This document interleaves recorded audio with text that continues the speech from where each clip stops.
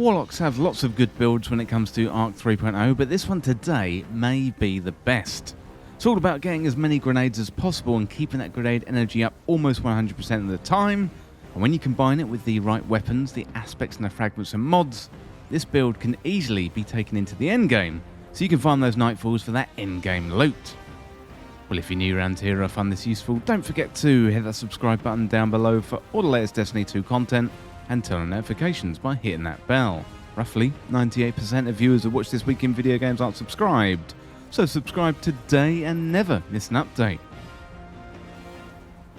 Without further delay, let's dive right into the build, and first of all, have a look at the Arc 3.0 setup. So for my super, I'm using Chaos Reach, my grenade, I'm using an Arc Bolt grenade, my melee, I'm using Chain Lightning, and my class ability, I'm using a Healing Rift. For my aspects, I'm using Arc Soul, so cast your Rift to create an Arc Soul that fires at targets in front of you. Allies can pass through your Rift and get an Arc Soul, and your Rift charges faster when allies are near. While amplified, your Arc Souls are supercharged and you gain an increased rate of fire. Then we have Electrostatic Mine, so defeating targets with Arc abilities or defeating jolted targets or blinded targets creates an Ionic Trace, and collecting an Ionic Trace makes you amplified. Then we got the fragments, so first of all, Spark of Shock, your arc grenades jolt targets. Spark of Ions, defeating a jolted target creates an Ionic Trace. Spark of Discharge, so your arc weapon final blows have a chance to create an Ionic Trace. And Spark of Recharge, so while you are critically wounded, your melee and grenade energy regenerate more quickly. Next up then, let's have a look at the exotic armor. So I'm using Verity's Brow, and Verity's Brow is an exotic Warlock helmet. This one comes with the perk, the Fourth Magic. So weapon final blows with a damage type matching your subclass energy grant death throws, which provide grenade damage bonus and grants you grenade energy. So when you got death throws and throw a grenade, nearby allies gain greatly increased grenade regeneration for a short time. And you also get increased mobility. But if you haven't got Verity's Brow, you can get this one from Zur or Nightfalls as a random exotic drop. Well, next up, let's have a look at the weapons. So I'm focusing this on endgame content, like Nightfalls, raids, lost sectors, that type of thing. So with that in mind, in the kinetic slot, I'm using Arbalest. This one is an exotic kinetic linear fusion rifle and comes with the perks Compounding Force. So it fires a slug that causes massive damage to elemental shields of enemy combatants.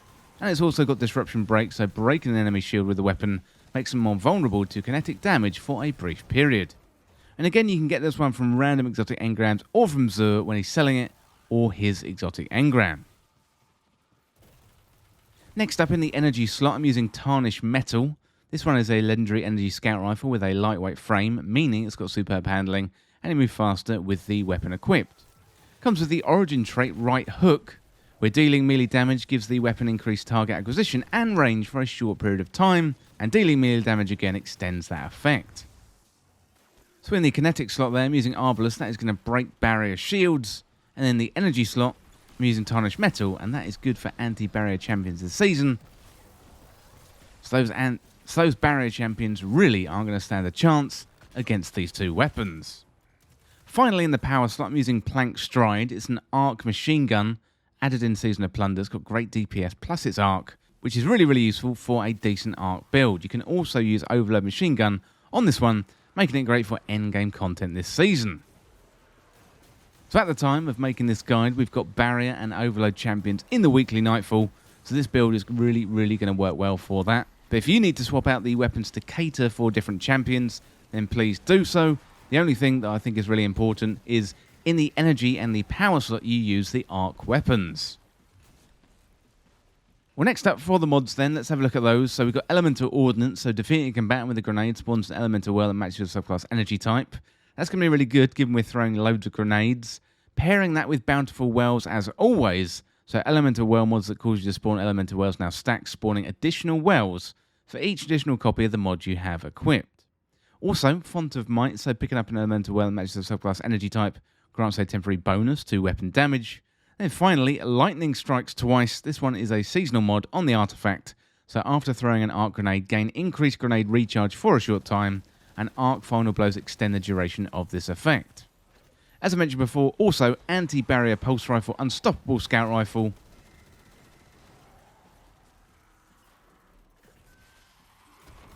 Also, as I mentioned before, you can use Unstoppable Pulse Rifle, Anti-Barrier Scout Rifle, and Overload Machine Gun, but really, mix and match the mods and the weapons to whatever the champions are this season. Well, next up, let's have a look at the gameplay loop. So this build is all about charging up our grenades nice and quickly, so we can throw multiple grenades, causing damage to everything around us. And our grenades are charging up so quickly, it almost feels like you never run out. Well, this build is focused on Verity's Brow and the perk, the Fourth Magic. So this is where weapon final blows with the damage type matches across energy type grant death throws. That provides grenade bonus damage and grants you grenade energy. So what that means in short is, because you're on an arc subclass, you want to be using arc weapons in your energy and your power slot to grant you death throws. So when you have death throws, that's going to grant you that grenade damage bonus and also grant you grenade energy. So given you are using an arc subclass, make sure you're using arc weapons. Also, when you have death throws and throw a grenade, nearby allies greatly increase their grenade regeneration for a short time. Therefore, you're not only powering up your grenades, but also you're helping out your fire team too. This is one of the reasons why I'm using arc weapons for the build, to complement the exotic armor and to power up the grenades. So arc weapons are also good, given I'm using an arc subclass for the creation of elemental wells, which means every time I use a grenade, I'm going to generate multiple wells. And that grants Font of Might, providing a 20% damage increase to overall output for a short time. Given we're throwing grenades all the time, that means the 20% damage increase is pretty much there all the time as well. I'm also going to be using Lightning Strikes twice, which is an artifact mod in Season of Plunder. This is where after throwing an arc grenade, you gain increased grenade recharge for a short time, and arc final blows extend that duration of the benefit. We're not only gaining grenade energy through our exotic perk on Verity's Brow, but also through this as well with Lightning Strikes twice. Then we got Spark of Recharge, that's also being used in our Arc 3.0 kit, so while you're critically wounded, your melee and grenade energy regenerate more quickly. I'm using 3 more fragments then to improve things.